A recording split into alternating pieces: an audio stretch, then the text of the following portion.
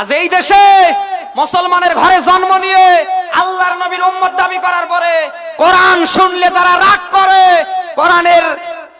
কোরআনের শ্রেষ্ঠ মুফাসসিরদেরকে যারা আক্রমণ করে, কি বলে কাউন্টার দিয়ে কণ্ঠ নিস্তব্ধ করতে চায়, আসলে দোষ কোরআনের না, দোষ ওর শরীরের ভেতরের রক্তের। ওর রক্ত কালকেই নিয়ে যায় বাংলার কোন হাসপাতালে পরীক্ষা করবেন করেন, হয় ওলীদ বিন মুগীরা যার সন্তানের রক্ত আছে, নতুবা এদেশের শ্রেষ্ঠ মুনাফিকের রক্তে ওর জন্ম হয়েছে। এদেশে মুসলমানের সন্তান কোনদিন ইসলামের বিরুদ্ধে, কোরআনের বিরুদ্ধে, আলেমদের বিরুদ্ধে কোনদিন অবস্থান নিতে পারে না, কিয়ামত পর্যন্ত পারবে না, পারবে না, পারবে না। তারাই এদেশে আলেমদের বিরুদ্ধে, কোরআনের বিরুদ্ধে, ইসলামের বিরুদ্ধে তারাই আক্রমণাত্মক কথাবার্তা বলে, তারাই আলেমদেরকে ব্যঙ্গ করে, বিষোদ্গার করে, যাদের জন্ম হয়েছে ওলীদ বিন মুগীরার মতো জারজ সন্তানের রক্ত দিয়ে, যাদের জন্ম হয়েছে আব্দুল্লাহ বিন উবাইর মতো মুনাফিকের রক্ত দিয়ে। আমি যদি প্রমাণ করতে না পারি, ওই সময় ওলীদ বিন মুগীরা ছিল, এখন তো নেই। ওই সময় আব্দুল্লাহ ইবনে উবাই ছিল, এখন তো নেই। কি জালানটা না জ্বালিয়েছে আল্লাহর নবী এবং তার সাহাবীদেরকে। বিনা অপরাধে শয়তান ক্ষমতায় ছিল, জেলখানায় দিয়েছে। নবীকে নানা কায়দায় অপমান অপদস্থ করেছে। নবী নেই, সাহাবায়ে কেরাম নেই, নবীর ওই রকম হাজারো উত্তরসূরি নায়েবে নবী আলেমে দেশে আছে, ওই রকম জারজ সন্তানের বংশ বাংলার মাটিতে হাজারো আছে। তারা আলেমদেরকে নানা কায়দায় অপমান অপদস্থ করার জন্য জেলখানা পর্যন্ত নিতে চায়। আমরা কি ওই সমস্ত জারজ সন্তানের পক্ষে আছি? ইসলামের বিরুদ্ধে, কোরআনের বিরুদ্ধে যারই অবস্থান হবে, সে বাবা হলেও বাবা না, ওটা শয়তান।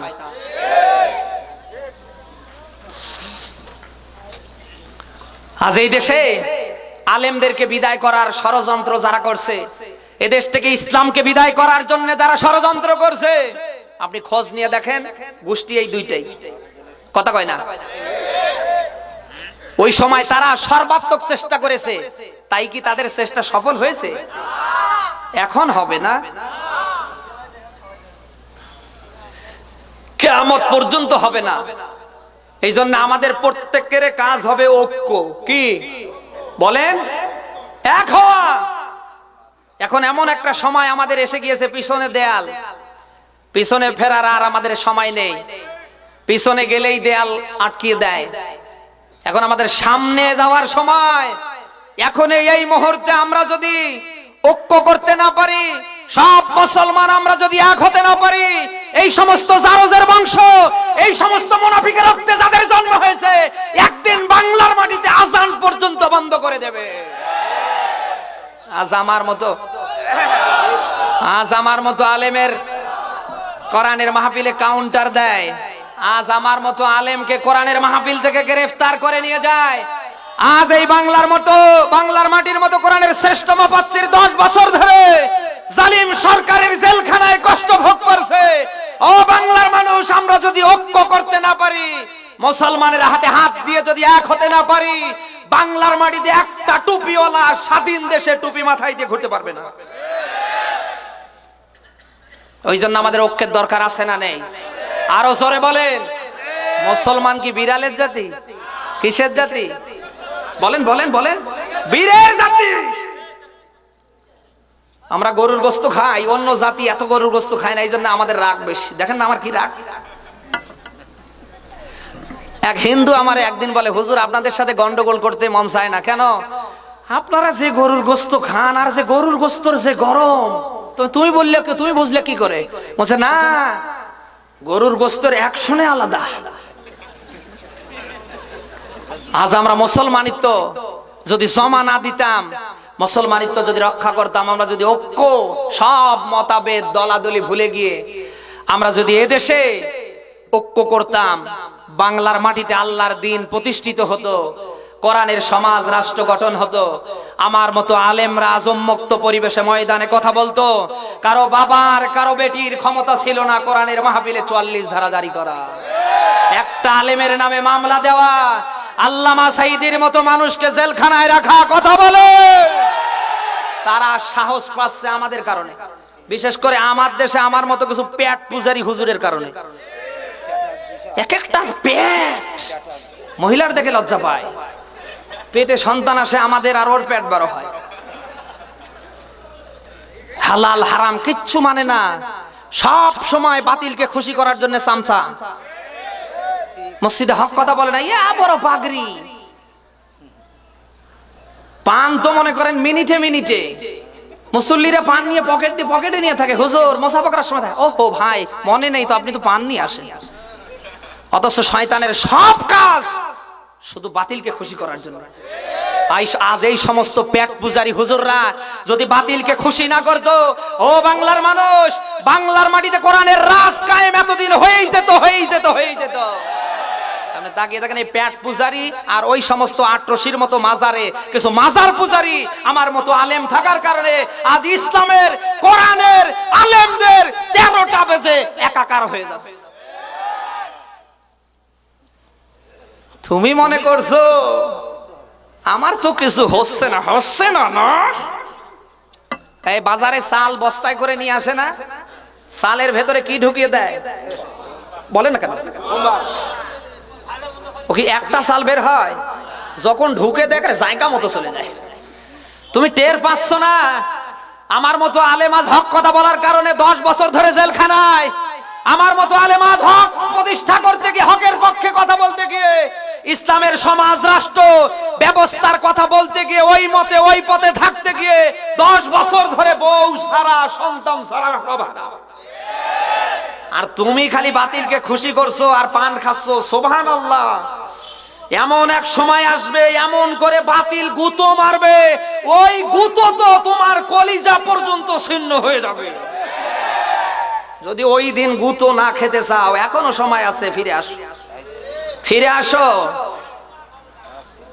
মুসলমানেরা যদি আল্লাহর ইসলাম নিয়ে, আল্লাহর বিধান নিয়ে, এক আল্লাহকে খুশি করার জন্য মুসলমানেরা যদি মাঠে ময়দানে ঐক্য করে, মুসলমানেরা সব যদি এক হয়ে যায়, পৃথিবীতে রাম বাম, পৃথিবীতে নাস্তিক মুরতাদ যারা ব্যাঙ্গের মতো লাফাঝাপা করে, আমার তো মনে হয় একদিনের জন্যও তারা লাফতে পারতো না। আরে ভাই, হাতে গোনা কয়েকটা। আজ আমাদের কারণে তারা সাহস পেয়েই যাচ্ছে। আজ আমাদের কারণে তাদের এত সাহস তো ফেরেশতা দিচ্ছে নাকি? বলেন না কেন? আজ যা হচ্ছে প্রতিবাদ হয়, এই প্রতিবাদ হয়, প্রতিবাদের নামে খালি আস্তাগফিরুল্লাহ, নাউজুবিল্লাহ, আস্তাগফিরুল্লাহ। ওই শয়তান, আজীবন আস্তাগফিরুল্লাহ পড়বা। ওই অন্যায় কেমনে বন্ধ হয়? ওই অন্যায় বন্ধ করার জন্য কাদের ওই পার্লামেন্টে পাঠানোর দরকার? একটা বারের জন্য চিন্তা ভাবনা করলি না, আর খালি পান খাচ্ছিস আর পেট বড় করছিস আর বলছিস আস্তাগফিরুল্লাহ আর নাউজুবিল্লাহ। ওটা হুজুর না, হুজুর নামের শয়তান। যারা আল্লাহর দিকে তাকে হক কথা বলতে পারে না, যারা বাতিলকে বেজার করতে পারে না, যারা আল্লাহকে খুশি করতে পারে না, কিসের হুজুর তারা? ওটা কুকুরের চেয়ে নিকৃষ্ট। আজ এই দেশে যারা ইসলামের বিরুদ্ধে লাফাঝাপা করে, এ দেশে যারা আলেমদেরকে বিষদগার করে, টিটকারি করে, আমরা হুজুরেরা সবাই যদি আলিফের মতো সোজা হতাম, এই সমস্ত কয়েকটা ছিটাফোঁটা ব্যাঙ্গের বাচ্চা মারা যাওয়ার পরে কুকুরের মতো পড়ে থাকতো, বাংলার মাটিতে একটা আলেম তাদের জানাজা দেওয়ার জন্য যেত না। সারা বাংলার আলেমরা এক হতো। ইসলামের বিরুদ্ধে কারা কথা বলে, কারো বাবার ক্ষমতা আছে হবে, কারণ হিন্দু বৌদ্ধ খ্রিস্টানের চেয়ে এই বাংলার মাটিতে আমরা মুসলমানেরা কম করে 92%। যে দেশে 92, 93, 94, 96 ভাগ মুসলমান, সেই দেশে ইসলামের বিরুদ্ধে, আলেমদের বিরুদ্ধে কথা বলে বাংলার মাটিতে কেউ জীবিত থাকতে পারে না। পারছে কাদের কারণে? আমাদের কারণে না, আমাদের কারণে না।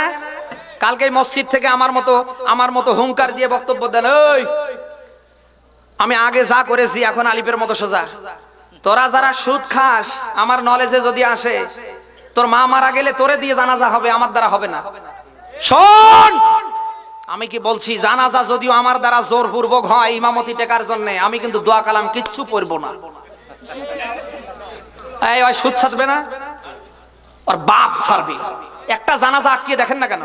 একটা বিয়ে আটকে দেখেন না কেন, কোন জায়গা থেকে কোন হুজুর এসে পড়ায় আমরা দেখব। সোজা হবে না, সোজা হবে না। এদেশের কোন হুজুর বলতে পারে? সুবহানাল্লাহ।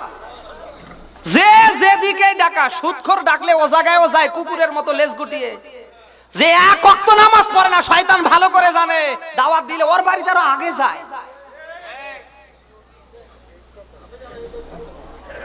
হক মারার জম, সিটারের বাপ, গ্রেট নাম্বার 1 অপরাধের দিক দিয়ে। যে যেদিকে ডাকে একেবারে কুকুরের মতো লেজটা বাঁকা করে চলে যায়। খাওয়ার পর খাওয়াতে কি প্রশংসা, ভাবি এরকম রান্না আর কারো দ্বারা হয় না। শয়তান কোথাকার। আমার বন্ধুরা, আজ এই দেশে আলেমরা আমরা যদি এক হতাম, বাংলার মাটিতে আজ আমরা সবাই মুসলমানেরা যদি এক হতাম, দুনিয়ায় যারা অন্যায় করত আমরা সবাই মিলে যদি ওটা বন্ধ করার জন্য প্রতিবাদ করতাম, আমার তো মনে হয় বাংলার মাটিতে একটা অন্যায় করার সাহস কারো হতো না। এই এলাকার মেম্বার বলেন, এলাকার চেয়ারম্যান বলেন, আজকে আমি সাতক্ষীরা থেকে আসছিলাম, সাতক্ষীরার প্রাণ কেন্দ্রে সদরে দেখলাম এক চেয়ারম্যানের নামে বিক্ষোভ হচ্ছে। সবাই বলছে চেয়ারম্যানের গালে জুতো মারো তালে তালে। অনেকক্ষণ দাঁড়িয়ে থাকলাম, দেখলাম ব্যানার ধরে সাংবাদিকেরা সামনে দুর্নীতির মামলায়, জনগণের সম্পদ আত্মসাৎ করার মামলায় সে ধরা খেয়ে গেছে। ও বাংলার মানুষ, ওই রকম চেয়ারম্যান এই দেশে আছে না নেই? ওই রকম মেম্বার আছে না নেই? ওই রকম এই দেশে হাজারো রাঘব বোয়াল আছে না নেই?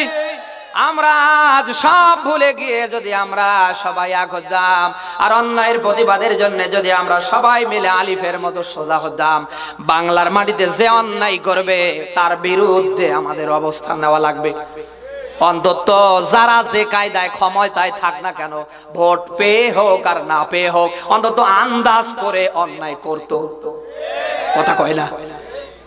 তাদেরকে অন্যায় করার দিকে আমরা আরো ধাবিত করছি, তারা অন্যায় করার সাহস পাচ্ছে আমাদের কারণে। কথা কয় না? আজ এই দেশে অবৈধভাবে ৭১-এর টার্গেট নিয়ে যারা আছে, ও বাংলার মানুষ, এরা একমাত্র সুযোগ পেয়েছে আমাদের কারণে। প্রতিবাদ নেই আমাদের, প্রতিবাদ নেই। প্রতিবাদের দরকার আছে না নেই? আরো জোরে বলেন। ঈমান আছে কিনা বুঝবেন কি করে? বিশ্বনবী বলেন, তোমাদের ঈমান আছে কিনা বুঝবে কি করে? এটা বোঝার জন্য নবীজি বলেন একটা থার্মোমিটার আছে। অন্যায় দেখলে প্রতিবাদ আসবে, অন্যায় দেখলে কি আসবে?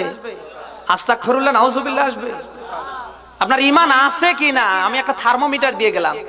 যেমন এদেশে ডাক্তাররা যখন যা বলেন যে দেখেন তো আমার খুব খারাপ লাগছে, মাথা ব্যথা করছে, হালকা হালকা একটু জ্বর মনে হচ্ছে, তখন এই ডাক্তার আস্তে করে থার্মোমিটার বের করে এখানে লাগিয়ে দেয়। অনেকক্ষণ ধরার পরে বের করে দেখে যে না, তেমন জ্বর নেই, তবে ১০০-র ওপরে। তখন হালকা প্যারাসিটামল দেয় বা একটা ব্যথার ওষুধ দেয়, যে বাসায় নিয়ে গিয়ে ১ গ্লাস পানির দ্বারা খেয়ে দেখ, ভালো হয়েছে। কথা কয় না? আপনার ঈমান আছে কিনা, আসলে আপনি ইমানদার কিনা, আপনি মুমিন কিনা, এটা বোঝার জন্য নবীজি একটা থার্মোমিটার দিয়েছেন। তার নাম হচ্ছে কি? অন্যায় দেখার পরে আপনার কি আছে? নেই। আপনি তো সব ভারতে জমা দিয়ে এসেছেন। কি হয় হোক, আমি মসজিদে আসি সুবহানাল্লাহর জিকির নিয়ে, তোমার ওই গুতো দিয়ে জিকির করা বের করে দেবে। এদেশে হাজারো অন্যায় ১৮০ মাইল বেগে চলছে। এদেশে হাজারো অন্যায় ভাবে অত্যাচার করে আলেমদেরকে জেলখানায় নিয়ে এদেশ থেকে ইসলামকে তছনছ করার ষড়যন্ত্র হচ্ছে। তুমি যদি এখনো মসজিদের বারান্দায় বিভিন্ন খানকায় সুবহানাল্লাহ আলহামদুলিল্লাহর জিকির নিয়ে থাকো, নিঃসন্দেহে তুমি রাসূলের উম্মত না, তুমি উম্মত নামের শয়তান। তুমি মুমিন না, তুমি মুনাফিক। সময় আছে, ফিরে আসেন। আল্লাহ তো আপনাকে আমাকে সময় দিচ্ছে। ফি তুগয়ানিহিম ইয়ামাহুন, অবাধ্যতায় আল্লাহ ছেড়ে দিয়েছে। তাই বলে কি আমার আল্লাহ কিয়ামত পর্যন্ত ছেড়ে দিয়েই রাখবে? না। ওই আল্লাহ তাআলার কাছে সুইচ আছে, একদিন টিপ দিলে আজরাইল এসে হাজির হবে। প্রতিদিন কবর ডাক দিয়ে বলছে, ওই বানি আদম, যদি আলিফের মতো সোজা হয়ে আমার ভেতরে আসতে না পারে, এমন চাপা চাপবো তোর 14 গোষ্ঠীর খবর করে দেব। কবর ডাকছে কাকে? বানি আদমকে। আমার ভেতরে আসতে গেলে কিছু নিয়ে আসিও, আঁকা বাঁকা ভাবে আসিও না, আলিফের মতো সোজা হয়ে আসিও, তাহলে এমন চাপা মারবো তোর 14 গোষ্ঠীর খবর করে ছেড়ে দেবো।